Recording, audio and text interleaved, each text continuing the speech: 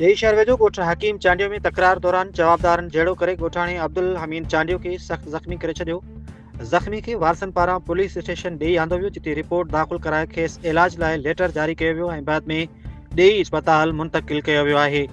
उन मौक़े ते मुतासिर जे वालिद हाजी चांडियो मीडिया सां ॻाल्हाईंदे चयो त जलाल चांडियो, इस्माइल चांडियो, अनवर चांडियो ऐं हुसैन चांडियो मुंहिंजे पुट ते बिना कंहिं सबब जे क़ातिलाणो हमिलो कयो आहे, जंहिंजे नतीजे में हू ज़ख़्मी थी पियो आहे। उन आला इख़्तियारनि खां इंसाफ़ जो मुतालबो पिणु कयो आहे।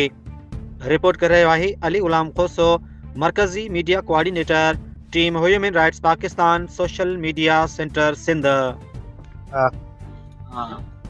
जलाल मुख्तार जलाल जलाल शफी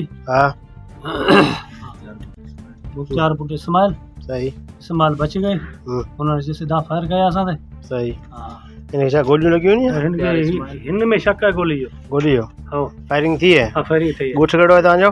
ॻोठ असां हकीम खान जानियो। हकीम खान जानियो। जी हाँ। ठीक है, जवाबदार कहिड़े ॻोठ जा आहिनि? जवाबदार वावर खान जानियो। असीं सिमी मोरी दवाज़े भरायोसीं